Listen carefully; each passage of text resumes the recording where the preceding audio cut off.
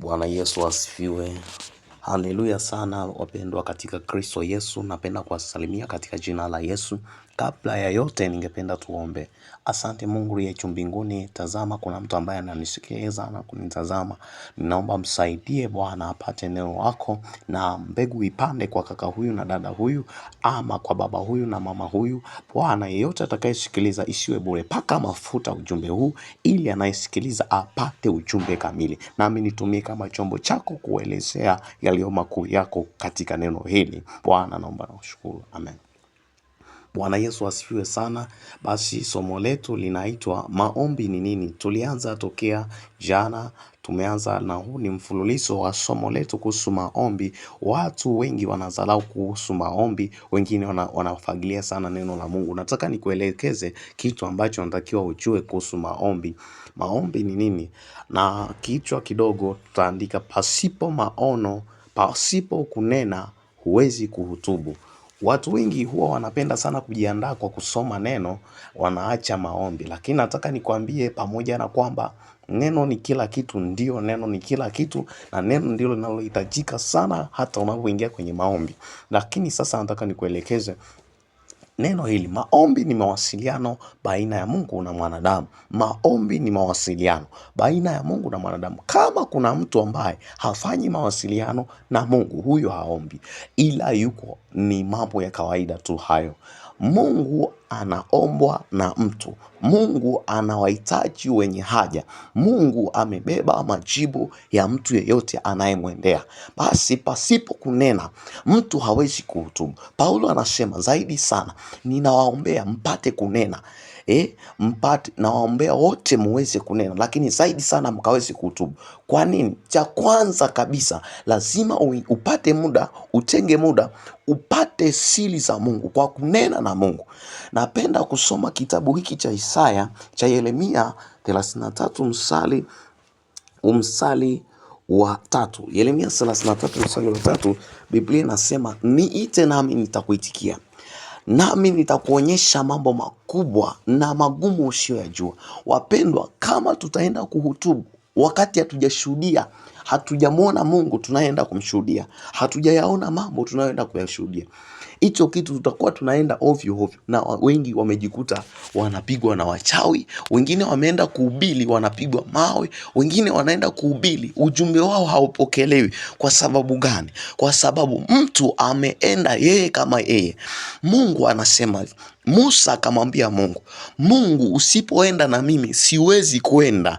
Unapoingia katika maombi ni kuomba uso wa Mungu uende na wewe. Unakoenda, Mungu anakoenda ndiko uende. Sasa sio kielehele tu, mtu unajipeleka unaenda ambako Mungu hajaenda, mwisho upate short. Mwisho ndio maana ukuta unahubiri hauoni upako wote, hauoni nguvu yoyote.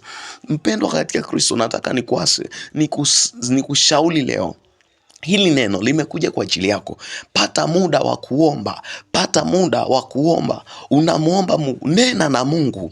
We omba na Mungu. Usiwe na lugha ya kawaida ya kuendelea kunena kama unavyonena na wanadamu. Kuna muda unampiga shetani upofu. Ingia katika chumba cha siri. Na Biblia inataka sisi tuingie katika chumba cha siri, unene na Mungu ipasavyo. Mpendwa, anavyosema kuzungumza na Mungu, unakuwa unaanza kuona ulimwengu mwingine, unaanza kuona mambo mengine yale ambayo mwanadamu hawezi kuona. Tembea katika kweli, hii itakusaidia. Tembea katika neno hili litakusaidia. Mpendwa, jua kumtumikia Mungu, jua kumtumikia Mungu, jua kumuomba Mungu. Jenga desturi ya kumuomba Mungu wakati yote. Omba sana mbele za Mungu ili upate kibali. Huwezi ukaenda kuhutubu kwa watu ambao huwajui. Mungu ndiye anayewajua watu. Hivyo muombe Mungu, omba Mungu. Anasema akuonyeshe. Jamani, Mungu amesema atakuonyesha mambo makubwa na magumu usiyoyajua. Lakini wewe unajifanya kwamba unajua yote, basi unaenda mbele za watu, unaongea unachotaka, mwisho watu hawaponywi, mwisho watu hawaguswi, unaenda tu unavyoenda. Mpendwa, nakushauri, mpendwa, nakuasa, omba katika kumwomba Mungu. Omba Mungu akutangulie. Watu hao Mungu anawajua, hata wawe na elimu gani, wawe na degree, wawe na masters, wawe na na PhD, wawe ni watu ambao ni waovu sana, lakini Mungu anamjua kila mtu, na yeye Mungu ndiye mfinyanzi. Omba watu wafinyangwe kabla hujaenda. Omba watu Mungu awaandae katika uwepo wako, ndipo utakaposimama. Ndio maana utakuta mhubiri ambaye amejiandaa kweli kweli, anaposimama watu wanaanza kupiga makofi. Anaposimama watu wanaona kwamba huyu mtu amebeba kitu cha Mungu. Anasema hata kwa sauti ndogo, basi watu wanakuwa wameshikwa. Anga la Mungu limekamata maeneo hayo, watu wanakuwa wanaishi kunena. Mungu anamtumia mtumishi wake kwa uaminifu zaidi pale mtu anapochukua hatua ya kutanguliza Mungu, kumwomba Mungu. Chukua hata siku 3 kabla, chukua hata siku 1 kabla hujawaendea watu. Mpendwa katika Kristo Yesu, Mungu akusaidie. Lakini sana, karibia kiti cha neema kwa ujasiri, upate rehema na neema itakayokusaidia wakati wa mahitaji. Usiende ili mradi. Omba mbele za Mungu. Mungu akusaidie sana. Naitwa Jeremia Danieli. Mungu akubariki. Mungu akupe siku njema. Ujumbe huo ushike. Ni ujumbe mfupi lakini una maana yake. Hebu jaribu kuuelewa, mpendwa katika Kristo. Amen.